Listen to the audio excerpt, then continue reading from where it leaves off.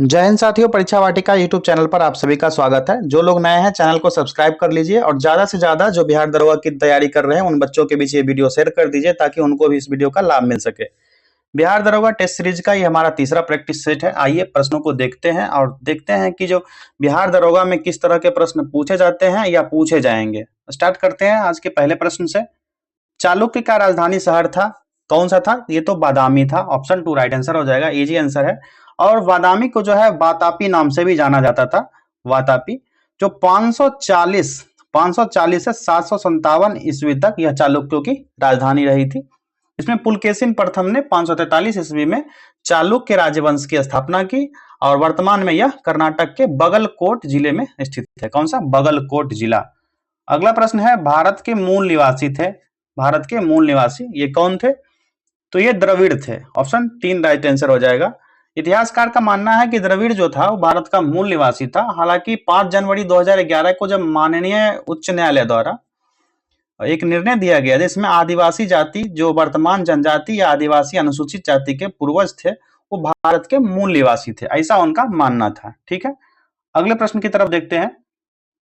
किस हड़प्पा स्थल से लकड़ी होना चाहिए यहाँ पर, किस हड़प्पा स्थल से लकड़ी को कुड़ेद कर नाली बनाने का साक्ष्य मिलता है? यह कौन सा स्थल था? तो यह कालीबंगन था। कहां से? कालीबंगन से। जिसमें कालीबंगन का क्या अर्थ होता है कि काले रंग की चूड़ी। कालीबंगन का क्या अर्थ होता है? काले रंग की चूड़ी।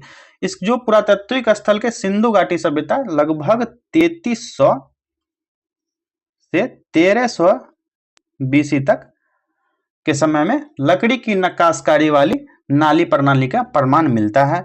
कहां से? कालीबंगन से। अगला प्रश्न है, आगरा में स्थित ताजमहल सफेद संगमरमर से निर्मित एक मकबरा है जिसका निर्माण मुगल सम्राट शाहजहां द्वारा अपनी डैश पत्नी मुमताज की याद में करवाया गया था।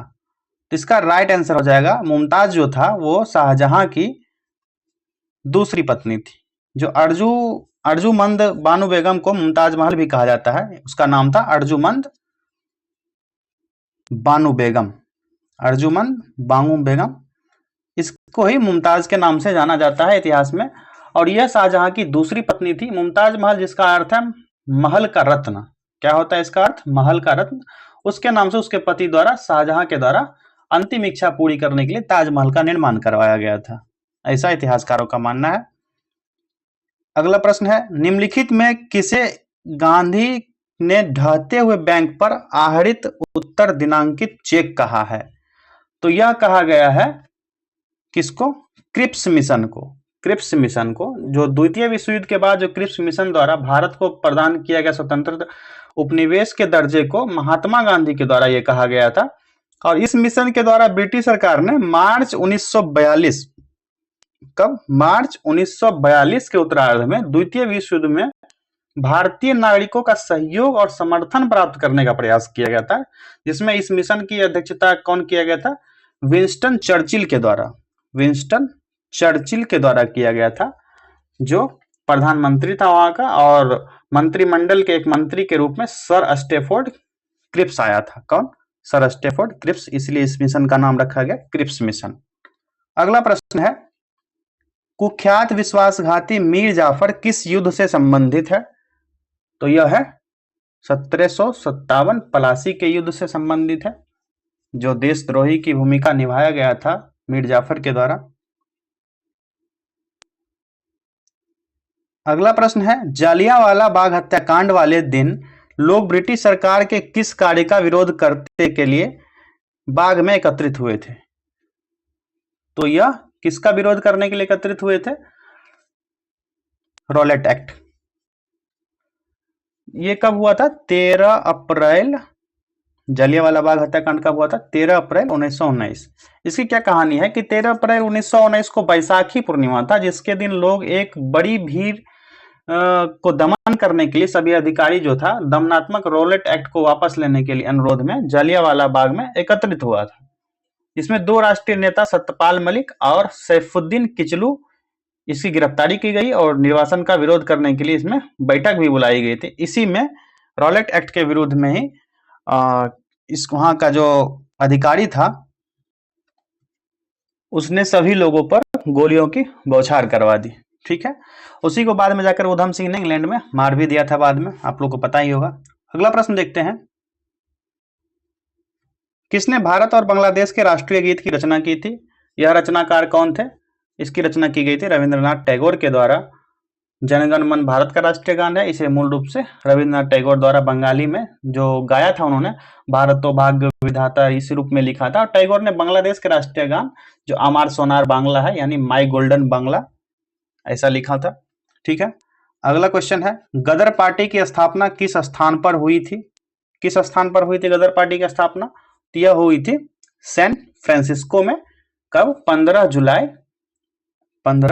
जुलाई 1913 को। इसमें याद रखिएगा, हो सकता है ईस्वी की के रूप में भी क्वेश्चन पूछा जा सकता है कि गदर पार्टी की स्थापना कब हुई थी, कहां हुई थी? सैन फ्रांसिस्को में हुई थी। अगला प्रश्न है, कथकली मुख्य रूप से किस राज्य की नृत्य शैली है? आप लोग कमेंट कीजिए, आप लोग को पता होगा, इजी क्वेश्चन है। ये जो है केरल का नृत्य है। कहाँ का? केरल का है कथकली नृत्य।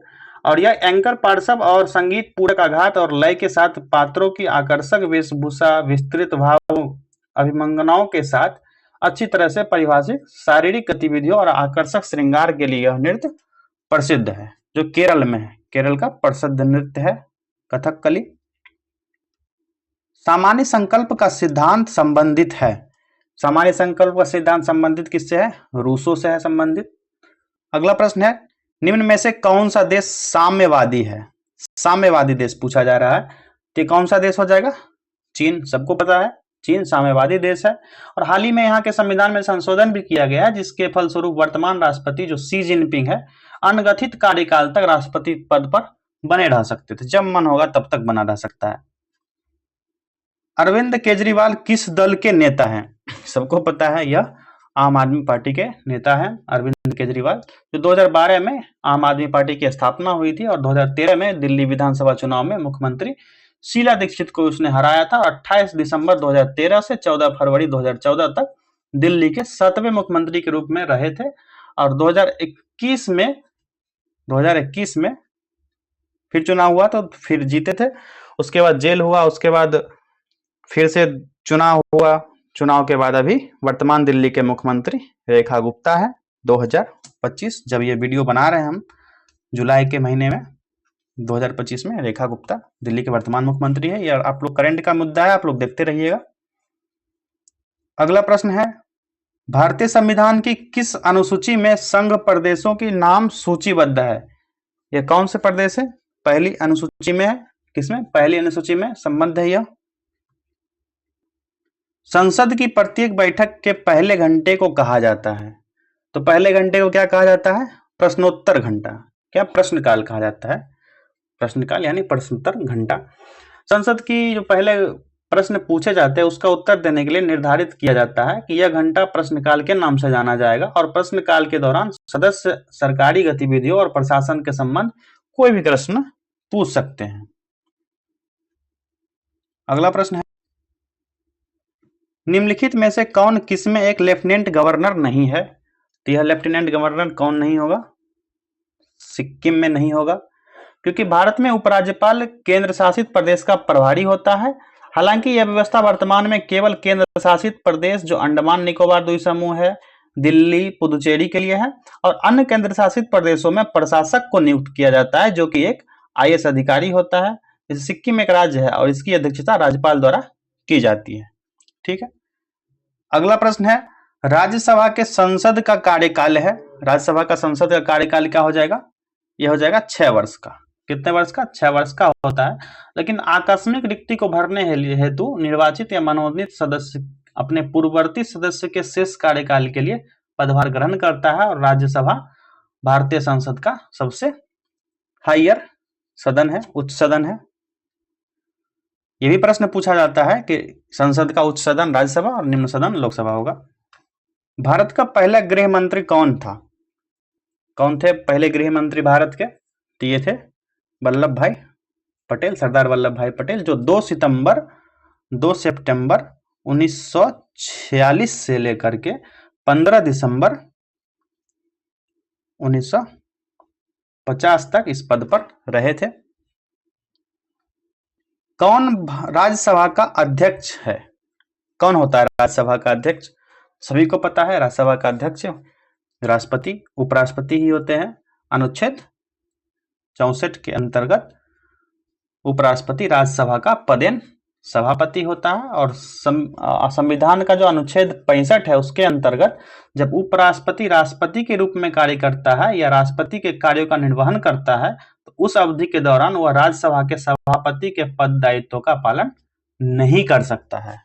समझ गए आप लोग? अगला प्रश्न है, सर्वोच्च न्यायालय या उच्च न्यायालय द्वारा एक लोक प्राधिकरण को कोई विशिष्ट कार्रवाई करने का निर्देश देने के लिए कौन सी संवैधानिक रिट जारी की जाती है? यह कौन सा संवैधानिक रिट होगा?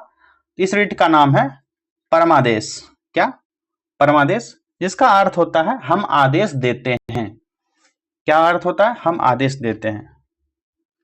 आप लोग विस्तृत में अगर जो जानना चाहते हैं तो पॉलिटी का लेक्चर जो पड़ा हुआ है इसी चैनल पर, आप लोग उसको विस्तृत से देख सकते हैं। सभी रिट के बारे में विशेष रूप से बताया गया है। अगला प्रश्न है, उच्चतम न्यायालय द्वारा हाल ही में दिया गया आदेश जिसमें राष्ट्रीय राजमार्गों के 500 मीटर के भीतर शराब ठेकों पर रोक लगाई गई है, वह संविधान के डैश के अंतर्गत प्रदान की गई शक्तियों के तहत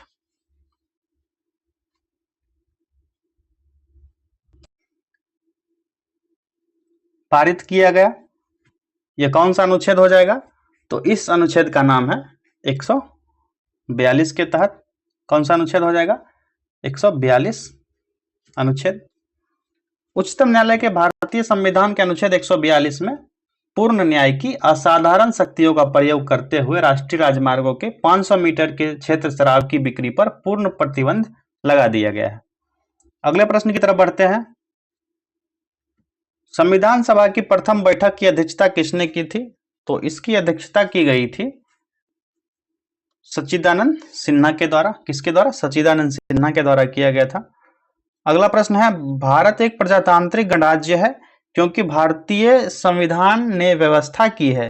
किसकी व्यवस्था की है भारतीय संविधान ने? यह निर्वाचित राष्ट्रपति की। ठीक है, अगला प्रश्न देखते हैं। सरकार के विभिन्न अंगों में शक्तियों की साझेदारी को कहा जाता है। इसमें शक्तियों की साझेदारी है उसको कहा जाता है शक्तियों का पृथक्करण। क्या कहा जाएगा? शक्तियों का पृथक्करण। भारतीय मानक समय और ग्रीनविच टाइम के बीच का अंतर क्या है? इसके बीच का अंतर हो जाएगा प्लस 5.5 घंटा। ऑप्शन 3 राइट आंसर हो जाएगा इसका। पृथ्वी का वो स्थान जहां दिन की लंबाई और रात की लंबाई पूरा वर्ष एक समान रहता है वो कौन सा जगह है? वो जगह हो जाएगा भूमध्य रेखा। भूमध्य रेखा पर जो है 0 डिग्री अक्षांश जिसको कहा जाता है, 0 डिग्री अक्षांश पर दिन और रात लगभग एक समान होते हैं और सूर्य के अवस्थापन के संबंध में सूर्य की ओर झुकाव न होने के कारण भूमध्य रेखा पर दिन और रात एक समान होते हैं। ठीक है, अगला प्रश्न है, सीमा सड़क संगठन BRO की स्थापना किस वर्ष हुई थी? इसकी स्थापना 1960 में की गई थी। ऑप्शन ए राइट आंसर हो जाएगा 1960। कब किया गया था? 7 मई 1960। ठीक है, ओमकारेश्वर योजना निम्न में से किस नदी से संबंधित है? ओमकारेश्वर योजना यह है नर्मदा नदी से संबंधित है। 520 मेगावाट का यहां पर बिजली उत्पादन किया जाता है। ठीक है, जिसको हाइड्रो इलेक्ट्रिक डेवलपमेंट कॉर्पोरेशन के द्वारा इसको बनाया गया था। भारत की श्वेत क्रांति के लिए किसे अग्रसर माना जाता है? श्वेत क्रांति के लिए भारत के संदर्भ में तो वर्गीज कुरियन को माना जाता है। किसको? वर्गीज कुरियन को, क्योंकि विश्व के सबसे बड़े कृषि विकास कार्यक्रम को अपना बिलियन लीटर आइडिया देने के कारण वर्गीज कुरियन को श्वेत क्रांति का जनक माना जाता है। और 1998 में अमेरिका को पीछे छोड़ते हुए दूध के अभाव वाले देश भारत को विश्व का सबसे बड़ा दूध उत्पादक बनाने में उसकी महत्वपूर्ण योगदान दिया था उन्होंने। अगले प्रश्न की तरफ बढ़ते हैं।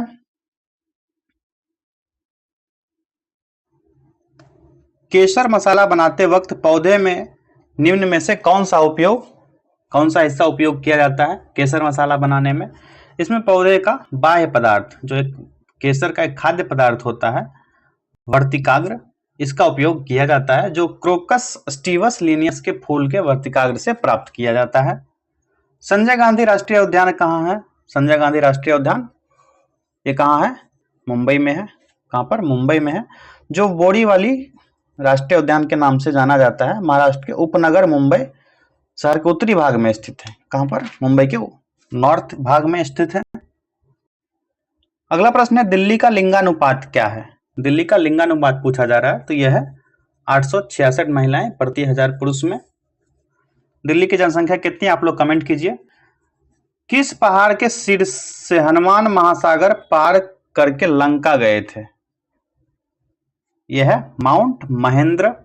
रामायण के सुंदरकांड के अनुसार भगवान हनुमान ने महेंद्र पर्वत पर सर्वप्रथम भगवान सूर्य, इंद्र, वायु, ब्रह्मा और भगवान राम को प्रणाम किया था और पहाड़ की चोटी पर चढ़ने के बाद उन्होंने अपने शरीर का आकार कई गुना बढ़ा लिया था। अगला प्रश्न है अटल पेंशन योजना एपीवाई के लिए एक डैश पेंशन योजना है। कौन सा पेंशन योजना हो सकता है ये? तो यह है असंगठित क्षेत्र का पेंशन योजना है।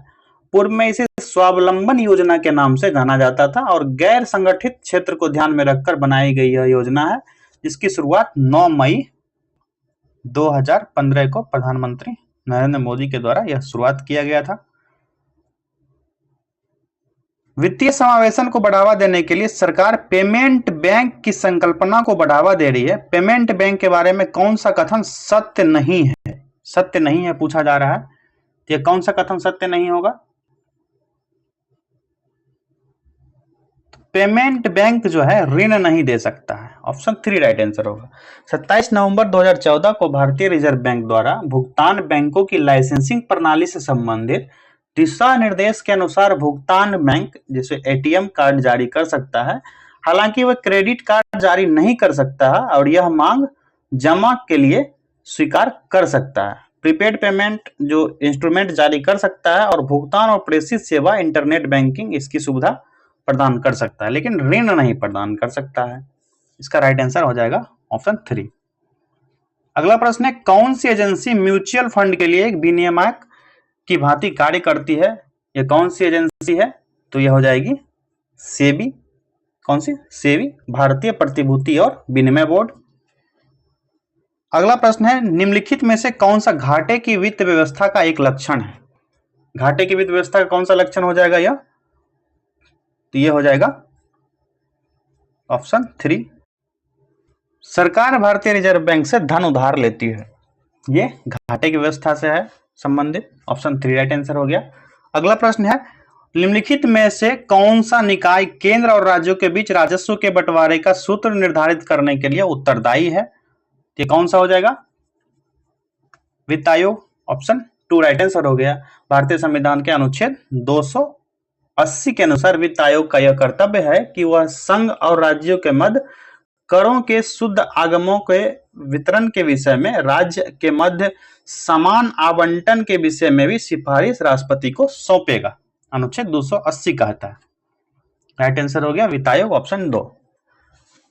भारत सरकार की अमृत योजना डैश से संबंधित है? किससे संबंधित है अमृत योजना? यह संबंधित है शहरी विकास से। किससे? शहरी विकास से। और इस योजना का मुख्य उद्देश्य शहरी परिवारों को मूलभूत सेवा जैसे जल आपूर्ति, मल जल निकासी, यातायात की सुविधा ये सब प्रदान करना है। ठीक है। अगला प्रश्न है भारत सरकार की संपदा योजना संबंधित है किससे? संपदा योजना संबंधित है खाद्य प्रसंस्करण से। किससे? खाद्य प्रसंस्करण से संबंधित है संपदा योजना। भारत सरकार का जीईएम पोर्टल किससे संबंधित है? जीईएम पोर्टल भारत सरकार का यह संबंधित है सार्वजनिक खरीदों से।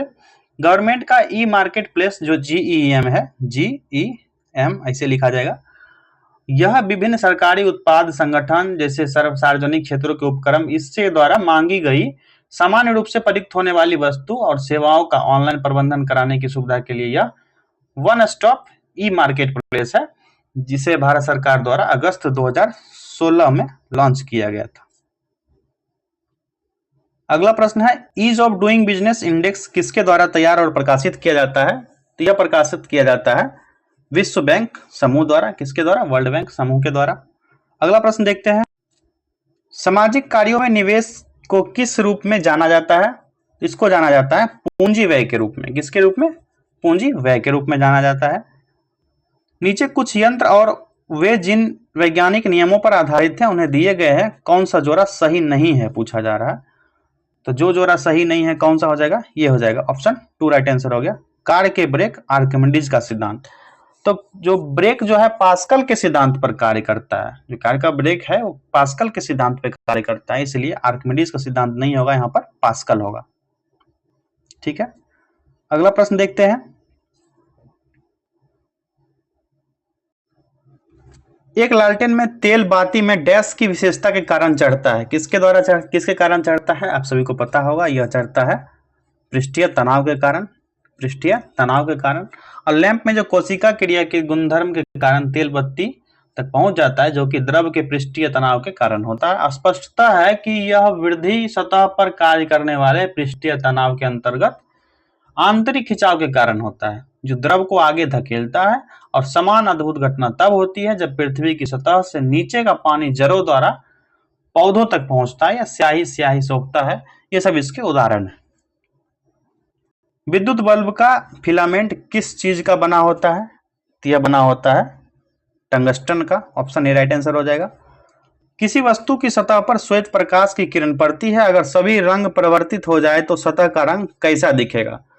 तो सतह का रंग हो जाएगा सफेद। कैसा हो जाएगा? सफेद हो जाएगा। वस्तु का अपना कोई रंग नहीं होता। जब प्रकाश किसी वस्तु की सतह पर पड़ता है तो इसमें कुछ भाग अवशोषित होता है और इसमें से कुछ परिलक्षित होता है।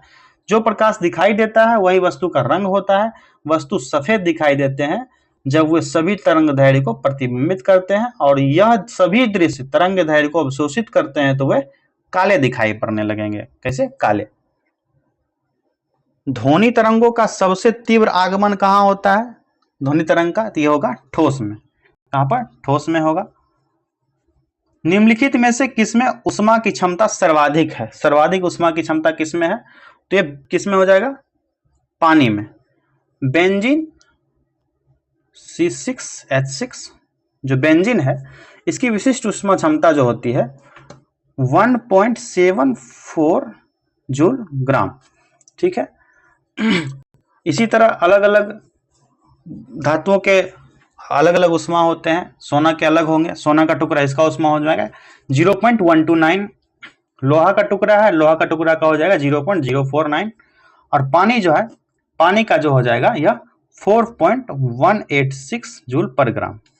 ठीक है। अगला प्रश्न है, आमतौर पर सोडियम बाइकार्बोनेट को यह कहा जाता है, क्या कहा जाता है? तो बेकिंग सोडा कहा जाता है। क्या कहा जाएगा? Baking soda. दियासलाई की नोक में होता है, इसकी नोक में क्या होता है? दियासलाई की नोक पर लाल फास्फोरस का उपयोग किया जाता है। ऑप्शन 3 राइट आंसर हो जाएगा। कठोरतम पदार्थ है, जो ऑप्शंस दिया गया उसमें पूछा गया, तो ये हीरा हो जाएगा। क्या हो जाएगा? डायमंड।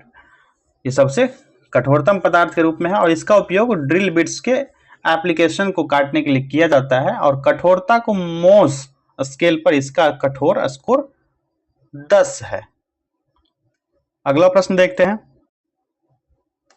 निम्नलिखित में से कौन सा अम्ल कांच को घुला सकता है? ये कौन सा अम्ल है जो कांच को घुला सकता है? तो इस अम्ल का नाम है हाइड्रोफ्लोरिक अम्ल। ऑप्शन 4 राइट आंसर हो जाएगा, HF। पौधों में ग्लूकोज स्टार्च के रूप में संरक्षित ऊर्जा रूप में संरक्षित रहता है। मनुष्यों में ग्लूकोज संरक्षित ऊर्जा किस रूप में संचित रहता है? मनुष्य में किस रूप में संरक्षित रहता है? तो ग्लाइकोजन के रूप में। किसके रूप में? ग्लाइकोजन के रूप में। यह विशेष रूप से रिजर्व एनर्जी के रूप में संग्रहित रहता है। और ग्लाइकोजन का निर्माण और संग्रह मुख्यतः यकृत और मांसपेशी की कोशिकाओं में होता है। कौन सा आवश्यक वसा अम्ल है? आवश्यक वसा अम्ल कौन सा है? तो राइट आंसर हो जाएगा ऑप्शन 3 लिनोलिक अम्ल। लिनोलिक अम्ल हो जाएगा आवश्यक अम्ल। ठीक है, जिसे मनुष्य और अन्य जंतुओं का अंतर्ग्रहण होता है, क्योंकि अच्छे स्वास्थ्य के लिए शरीर को इनकी आवश्यकता होती है, लेकिन शरीर इन्हें संश्लेषित नहीं कर सकता है। लिनोलिक एसिड, जिसको La को ओमेगा 6 फैटी एसिड के रूप में जाना जाता है, ओमेगा 3 फैटी एसिड, और इसे आवश्यक वसीय अम्ल भी माना जाता है, क्योंकि इसे मनुष्य द्वारा संश्लेषित नहीं किया जा सकता है। अगला प्रश्न है, मानव अंतःस्रावी ग्रंथियां और उनके द्वारा उत्पन्न किए जाने वाले हार्मोन दिए गए हैं, कौन सा जोड़ा सही नहीं है? जो जोड़ा सही नहीं है उसको राइट आंसर टिक करना है। इसका राइट आंसर जो हो जाएगा ऑप्शन 2 हो जाएगा, एड्रिनल कॉर्टेक्स एड्रेनालिन। इसका राइट आंसर ये नहीं होगा, तो ये सॉरी ये युग्म जो है गलत है, तो राइट आंसर यही हो गया। तो इसका जो मिलान होगा क्या होगा? अधिविक्र ग्रंथियां दो ग्रंथियां होती है जो गुर्दों के ऊपर पाई जाती है। अधिविक्र झिल्लियां ग्रंथि का बाह्य भाग हार्मोन का निर्माण करता है जो जीवन के लिए अत्यंत आवश्यक है। जैसे कोर्टिसोल जो होता है उपापचय के नियंत्रण में सहायक करता है और तनाव के प्रति प्रतिक्रिया में शरीर की सहायता करता है। इसी तरह एल्डोस्टेरोन जो होता है रक्तचाप को नियंत्रित करने में सहायता करता है और अधिविक्र मज्जा ग्रंथि का आंतरिक भाग अनावश्यक हार्मोन का निर्माण करता है। जैसे एड्रेनालिन जो है तनाव के प्रति प्रतिक्रिया स्वरूप शरीर की सहायता करता है। ठीक है, अगला प्रश्न देखते हैं। रोग और फैलने के तरीके का कौन सा जोड़ा सुमेलित नहीं है? तो इसका राइट आंसर हो जाएगा टीबी, जो दूषित जल से होता है। ऐसा नहीं है, टीबी जिसको माइकोबैक्टीरियम ट्यूबरक्लोसिस के नाम से जाना जाता है, यह संक्रामक रोग है जो सामान्यतः फेफड़ों को प्रभावित करता है। यह टीबी से पीड़ित व्यक्ति के खांसने, थूकने, बोलने या छींकने से वायु के द्वारा फैलता है और प्रकट टीबी वाले व्यक्ति इस रोग को नहीं फैलाते हैं। तो दूषित जल से नहीं होगा, खांसने, थूकने या फिर सांस लेने से यह फैलता है। अगला प्रश्न है, खून का थक्का जमने के लिए कौन सा विटामिन आवश्यक है? तो खून का थक्का जमने के लिए विटामिन के आवश्यक है। विटामिन के प्रोटीन संश्लेषण में आवश्यक साझेदार है जो स्कंदन और स्कंदन रोधी दोनों के माध्यम मध्यस्थ का कार्य करता है। यह प्रोथ्रोम्बिन जो स्तंगन का कारक है उसके संश्लेषण के लिए विचारणीय है, जो थक्का प्रक्रिया में थ्रोम्बिन का निर्माण करता है और विटामिन के रक्तचाप के थक्का प्रक्रिया के रूप में अनिवार्य रूप से भाग लेता है। जापानी एन्सेफेलाइटिस मच्छर जन्य एक गंभीर रोग है जो पूर्वी उत्तर प्रदेश में स्थानीय है। और कौन सा जीव एन्फेलाइटिस का स्रोत है? यह कौन सा जीव हो जाएगा? तो यह हो जाएगा सुअर से होता है। किससे? सुअर से। अगला प्रश्न है, निम्नलिखित में से कोशिका की आत्महत्या की थैली के रूप में किसे जाना जाता है? बचपन से आप लोग जान रहे, 9th 10th 8th में भी पढ़ा होगा। यह आत्महत्या की थैली कहा जाता है लाइसोसोम को। ऑप्शन 3 राइट आंसर हो गया। अगला प्रश्न देखते हैं, ये गणित का प्रश्न है। अभी गणित के जितने भी प्रश्न है उसको सेपरेट वीडियो में, कुल 33 सेट जो हम लोग कर रहे हैं इसमें 3300 सेट के गणित रीजनिंग के जितने भी प्रश्न है उसको सेपरेट वीडियो में कर दिया गया। आप लोग वहां पे ये सभी क्वेश्चन भी देख सकते हैं। 61, 62, 63, 64, 65, 66 ये गणित के प्रश्न थे, इसको उसमें देख लीजिएगा। ये प्रश्न देखते हैं आप। कायर शब्द का अर्थ है, हिंदी से भी प्रश्न पूछे जाते हैं। कायर शब्द का अर्थ है, तो कायर शब्द का अर्थ क्या हो जाएगा? इसका राइट आंसर हो जाएगा मूर्ख। ठीक है, मूर्ख के संदर्भ में ये कायर शब्द उपयोग हुआ। जो जाना जा सके अर्थ के लिए एक शब्द होगा, इसके लिए एक शब्द हो जाएगा 3 ज्ञेय, नॉलेजेबल। 2 हिंदी के 2 इंग्लिश के प्रश्न पूछे जाते हैं। 2 हिंदी के प्रश्न कर लिए, अब 2 इंग्लिश के हैं। Select the option that express the given sentences in active voice. Sentence दिया गया है, a special edition of this magazine will be brought out yearly next year. इसको एक्टिव वॉइस में चेंज करना है। इसका राइट आंसर हो जाएगा option 4। They will bring out a special edition of this magazine yearly next year. ठीक है, अगला प्रश्न है, in this question a sentence has been given in direct form. Out of the 4 alternatives suggested, select the one which best expresses the same sentences in indirect और direct form। यहां पर दिया गया है sentence, the policeman told the students do not park your vehicle here। इसको direct form में करना है कन्वर्ट। इसका भी राइट आंसर हो जाएगा option 4। The policeman asked the students not to park their vehicles there। Right answer होगा option 4। Bihar में प्रथम बार राष्ट्रपति शासन कब लागू किया गया था? तो प्रथम बार राष्ट्रपति शासन बिहार में लागू हुआ था 29 जून 1968 को। बिहार में अब तक 8 बार राष्ट्रपति शासन लागू हो चुका है। ठीक है, 29 जून 1968 को लागू किया गया था, जो लगभग 8 महीने तक चला था, और 26 फरवरी 1969 को समाप्त हुआ था। कब हुआ था समाप्त? ये 26 फरवरी 1969 को, 8 महीने तक चला था। बिहार की निम्नलिखित हस्तियों में से किसको पद्मश्री पुरस्कार से सम्मानित किया गया? यह सम्मान दिया गया था किनको? सभी को दिया गया था। किनको किनको? कपिल देव प्रसाद इसमें शामिल थे, और कौन कौन से महाव्यक्तित्व शामिल थे इसमें? सुभद्रा कुमारी शामिल थे। कौन थे? सुभद्रा, और आनंद कुमार थे। आनंद कुमार, सुभद्रा देवी और कपिल देव प्रसाद, इन सभी को दिया गया था पद्मश्री पुरस्कार। देश का सबसे बड़ा स्वर्ण अयस्क भंडार बिहार के किस जिले में स्थित है? यह है जमुई में। बिहार में होम रूल लीग के स्थापना के समय इसके अध्यक्ष कौन थे? होम रूल लीग के स्थापना के समय अध्यक्ष थे मौलाना मजहरुल हक। माइक्रोसॉफ्ट कॉर्पोरेशन के स्थापक कौन है? इसके स्थापक जो हैं उनका नाम है बिल गेट्स, सभी जानते हैं आप लोग। यूएसबी का विस्तृत रूप है यूएसबी का विस्तृत रूप क्या हो जाएगा? यूनिवर्सल सीरियल बस, यूएसबी। ईमेल पते में निम्नलिखित में से कौन से संकेत आवश्यक इस्तेमाल किए जाना चाहिए? आपको पता है @ का उपयोग किया जाता है। किसका? ऑप्शन 4 @ का। नैनो विज्ञान और प्रौद्योगिकी संस्थान इंस्ट कहाँ स्थित है? यह स्थित है पंजाब में। भारत के उपग्रह कल्पना प्रथम का पहले नाम क्या था? इसका पहला नाम था मैटसेट 1। निम्नलिखित में से कौन भारतीय वायुसेना IAF यानी इंडियन एयरफोर्स की चिकित्सा शाखा से एयर मार्शल की सम्मानित रैंक हासिल करने वाली दूसरी महिला अधिकारी है? इनका क्या नाम है? इनका नाम है एयर मार्शल साधना S नायर। इनको अक्टूबर 2023 में एयर मार्शल की चिकित्सा शाखा से एयर मार्शल की सम्मानित रैंक हासिल मिली थी, जो दूसरी महिला है। ठीक है। किस रूसी नोबेल पुरस्कार विजेता ने कंडीशनड रिफ्लेक्स शब्द को गढ़ा है?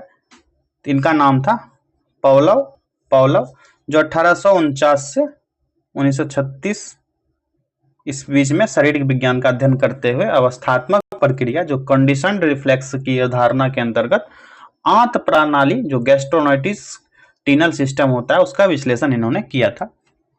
अगला प्रश्न है, डिस्कवरी ऑफ इंडिया के पुस्तक के लेखक कौन है? ये क्वेश्चन बार बार पूछा जाता है। ये इसमें 4 नहीं, 5 नहीं, 10 स्टार लगा लीजिए। लगभग हर एग्जाम में पूछा जाता है। ये तो खैर दरोगा का एग्जाम है। इसका राइट आंसर हो जाएगा ऑप्शन ए, जवाहरलाल नेहरू। 1942 से 1946 के बीच में महाराष्ट्र के अहमदनगर किले में भारत के पहले प्रधानमंत्री जो थे इन्होंने कारावास के दौरान यह पुस्तक लिखी थी। दास कैपिटल की रचना किसने की थी? यह भी इंपॉर्टेंट क्वेश्चन है। इसकी रचना की गई थी कार्ल मार्क्स के द्वारा। अगला प्रश्न देखते हैं,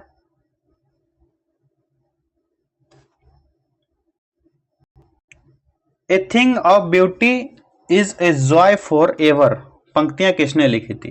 तो यह पंक्तियां लिखी गई थी जॉन किट्स के द्वारा। किसके द्वारा? जॉन किट्स के द्वारा 1818 में इसको प्रकाशित किया गया था, इस पुस्तक को।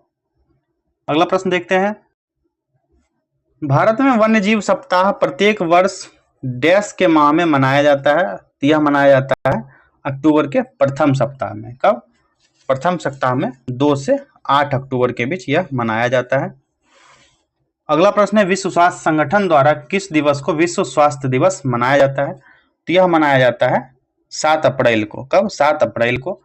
यूएनए के सुरक्षा परिषद में कितने अस्थायी सदस्य हैं? जिसमें अस्थायी सदस्यों की संख्या कुल है 5। इसमें 5 है। 5 कौन कौन से देश हैं? रूस है, यूनाइटेड किंगडम, चाइना, फ्रांस, ये सभी शामिल है, और USA, United state of America, ये सभी शामिल है सुरक्षा परिषद में यूएनए के। अगला प्रश्न देखते हैं, यूनेस्को का मुख्यालय कहाँ है? यूनेस्को का मुख्यालय आप सभी को पता है पेरिस में है। कहां पर है? पेरिस में है स्थित। अगला प्रश्न है, निम्न में से किस निकाय ने प्रदूषण व्यवस्था और पर्यावरणीय स्वास्थ्य कार्यक्रम की शुरुआत की? ये किस निकाय के द्वारा शुरुआत किया गया? तो विश्व बैंक के द्वारा। किसके द्वारा? वर्ल्ड बैंक के द्वारा। घातक और महंगी प्रदूषण के लिए अत्यधिक व्यवस्थित और प्रभावी अनुक्रियाओं को बढ़ावा देने के लिए प्रदूषण प्रबंधन और पर्यावरणीय स्वास्थ्य कार्यक्रम का आरंभ किया गया था। अगला प्रश्न देखते हैं। द ऑफ साइड ट्रैप शब्दावली का प्रयोग किसमें किया जाता है? कौन से खेल में किया जाता है? इसका उपयोग होता है फुटबॉल में। लगभग हर सेट में आपको बता रहे हैं कौन सा शब्द किस खेल में प्रयुक्त किया जाता है, ये क्वेश्चन पूछा जाता है। ठीक है, बैडमिंटन में कौन कौन सा वर्ड प्रयोग किया जाएगा, टेबल टेनिस में, फुटबॉल में तो अभी एक बताया, और भी देखिएगा आप लोग, लॉन टेनिस, क्रिकेट, बहुत सारे खेल हैं जिसमें कौन से शब्दों का प्रयोग किया जाता है, फील्ड में कौन कौन से वर्ड हैं, फील्ड में कौन कौन सी जगह हैं, इन सभी का क्वेश्चन पूछा जा सकता है। इसको आप लोग विशेष रूप से ध्यान दे दीजिएगा, देख लीजिए गूगल सर्च करके, या फिर हम लगभग हर सेट में बता ही रहे हैं आपको, वो भी ध्यान दीजिएगा, उतना काफी है। न्यूयॉर्क यांकी टीम किस खेल से संबंधित है? यह किस खेल संबंधित है? बेसबॉल से। ऑप्शन 3 राइट आंसर हो जाएगा। राजीव गांधी खेल रत्न पुरस्कार प्राप्त करने वाले पहले क्रिकेटर हैं। इस क्रिकेटर का क्या नाम है? इनका सुनील गावस्कर, सॉरी ये विश्वनाथन आनंद के द्वारा था, ये सचिन तेंदुलकर हैं। राजीव गांधी खेल रत्न पुरस्कार यह सचिन तेंदुलकर को मिला था। ऑप्शन 4 राइट आंसर होगा इसका, ऑप्शन 4। अगला प्रश्न है, इस संस्थान की स्थापना 1878 में ब्रिटिश इंपीरियल फॉरेस्ट स्कूल के रूप में किया गया था। वर्तमान में इसे वन शोध संस्थान फॉरेस्ट रिसर्च इंस्टीट्यूट कहा जाता है। यह कौन सा संस्थान है? यह कहाँ स्थित है? तो यह स्थित है कहाँ पर? देहरादून में। वन अनुसंधान संस्थान उत्तराखंड के देहरादून में है, और 1906 ईस्वी में इंपीरियल फॉरेस्ट रिसर्च इंस्टीट्यूट के रूप में यह स्थापित किया गया था। कब? 1906 ईस्वी में। अगला प्रश्न देखते हैं, भारत में स्कूल बसों के लिए निर्धारित रंग कौन सा है? स्कूल बस के लिए, तो स्कूल बस के लिए भारत में निर्धारित रंग पीला है। कौन सा रंग है? पीला है, जिसको IS 5/1994 के अनुसार पहचाना गया है, और इसके खिड़की के नीचे बस के सभी किनारों पर 150 मिलीमीटर चौड़ा गोल्डन ब्राउन रंग का एक बैंड प्रदान किया जा सकता है। किस राज्य सरकार ने वृक्षारोपण जन अभियान 2024 के अंतर्गत मित्र वन स्थापित करने की घोषणा की है? तो उत्तर प्रदेश राज्य के द्वारा यह घोषणा की गई है। पशुधन किसानों पर कर लगाने वाला पहला देश कौन सा बन गया है? ये कौन सा देश है जो पशुधन पर ऋण लगाता है? ये डेनमार्क है, ऑप्शन 2। अगला प्रश्न देखते हैं, दुनिया की सबसे पुरानी गुफा पेंटिंग किस देश में खोजी गई है? यह खोजी गई है इंडोनेशिया में। ऑप्शन 1 राइट आंसर हो गया। भारत के रक्षा विनिर्माण क्षेत्र में वित्त वर्ष 2023-24 में कितने प्रतिशत की वृद्धि देखी गई है? यह थी 16.7%। किसको विश्वंभरा डॉक्टर सी नारायण रेड्डी राष्ट्रीय साहित्य पुरस्कार 2024 से सम्मानित किया जाएगा? यह किनको सम्मानित किया जाएगा? तो यह शिव शंकरी को किया जाएगा। तमिल लेखिका शिव शंकरी जो है, इनको विश्वंभरा डॉक्टर श्री नारायण रेड्डी की राष्ट्रीय साहित्य पुरस्कार 2024 से सम्मानित किया गया। आखिरी प्रश्न है हमारा, 2024 पुरुष एशियाई बिलियर्ड्स चैंपियनशिप का खिताब किसने जीता? आप लोग कमेंट कीजिए। ध्रुव सितवाला ने जीता है। ठीक है, तो हम लोगों ने 100 क्वेश्चंस को कर लिया है, और जितने भी बिहार दरोगा की तैयारी कर रहे हैं आप लोग मन लगा के तैयारी कीजिए। 1806 पोस्टों के लिए तो आएगा ही है। मद्य निषेध के लिए लगभग 2300 पोस्ट पर सरकार ने नोटिफिकेशन जारी करना बाकी है, क्योंकि पेपर के न्यूज कटिंग में दिया गया था। आप लोग इस चैनल के शॉर्ट्स में भी देख सकते हैं, उसको पढ़ लीजिएगा अच्छे से। तो लगभग 4000 से 4500 पोस्ट के लिए वैकेंसी आएगी। आप लोग मन लगा के तैयारी करते रहिए। धन्यवाद।